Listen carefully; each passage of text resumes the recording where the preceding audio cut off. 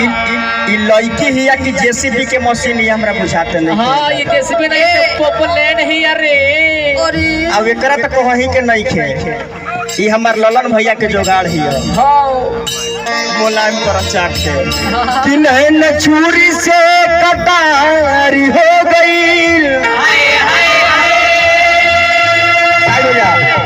रूप के दुनिया पुजारी हो गई।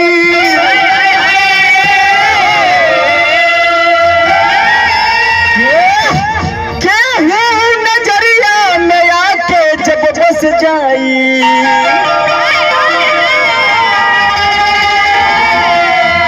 तब पूछी हो कि प्रेम के बीमारी हो।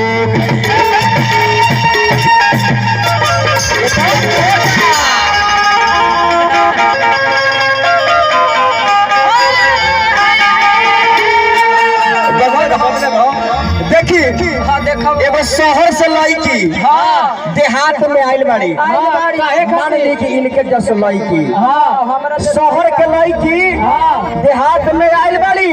वो काहे खातिर अब काहे खातिर बोला देहात में घूमे खातिर आइल बाड़ी।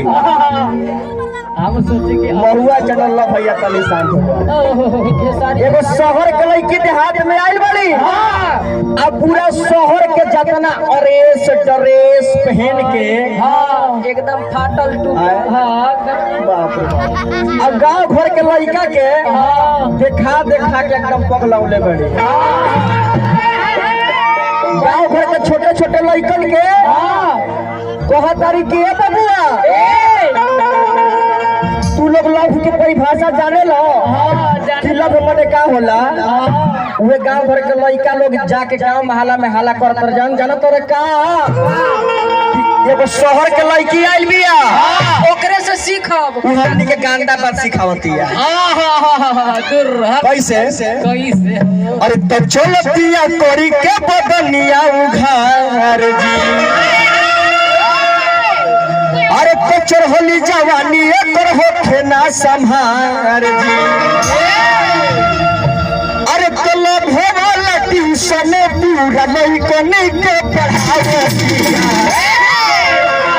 क्या कर दिया हो। लव वाला ट्यूशन पूरा लइकन के पढ़ावती एगो ना। अरे तो छोड़ी लाजो शरम चीज चोली के देखावती।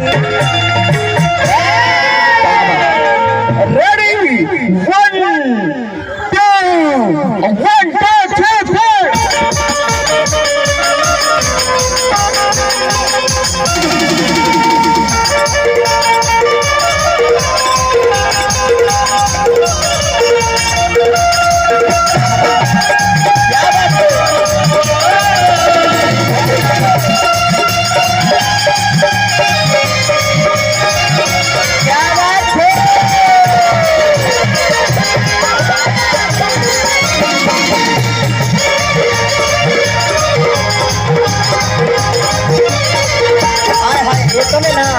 चलती कोरी के बदनिया उधारी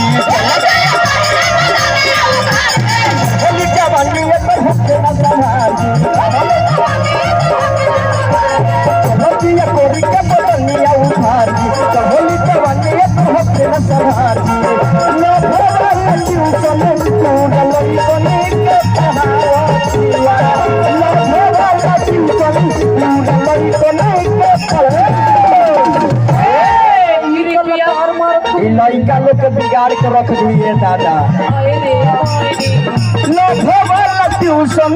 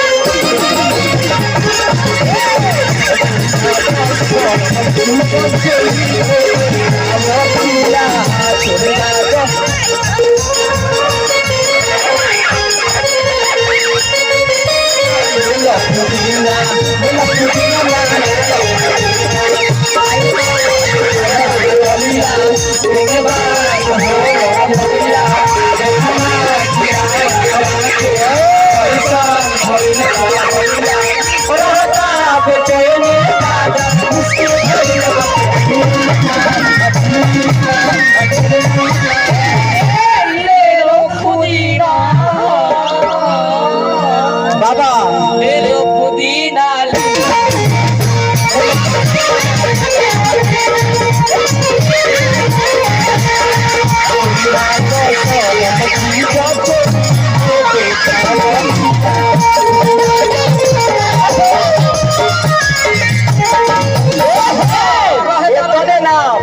मुकेश भैया आओ कैसे ये तने ना कि रूपवा सजाई के फिर होली स्टाइल में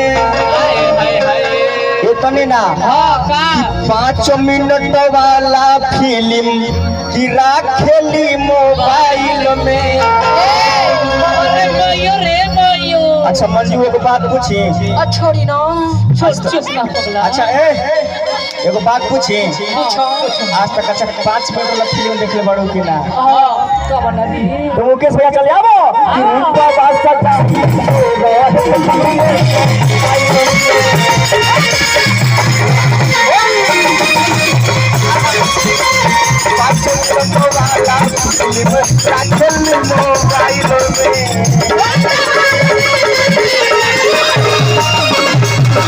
इतने ना और का हो धोरी धोरी लइका लोग के अपना में सटावतिया ए दूर हट अरे तो धोरी धोरी लइका लोग के अपना में सटावतिया बाबा तो छोड़ी ना जा सो जो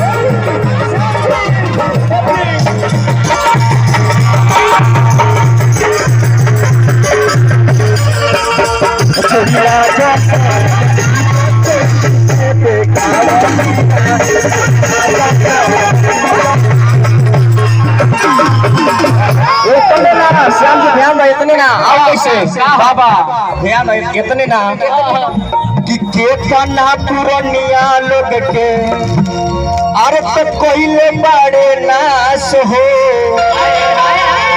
कितना पुरनिया लोग के नाश कर दिला इतने ना हाँ का एक दिन चक्कर में पड़ले अरे तो कुंवर कमल बास हो इतने ना मुकेश भैया कि केतना पुरनिया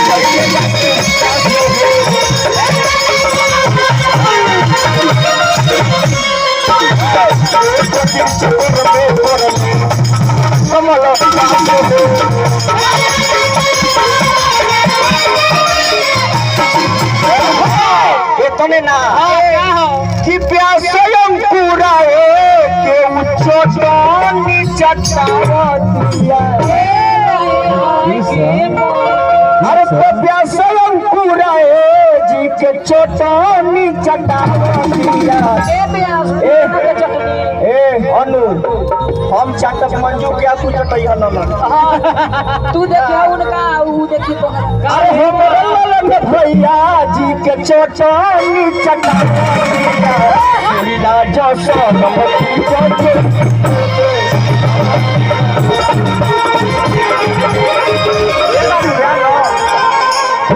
छोड़ी ना जो सोनमती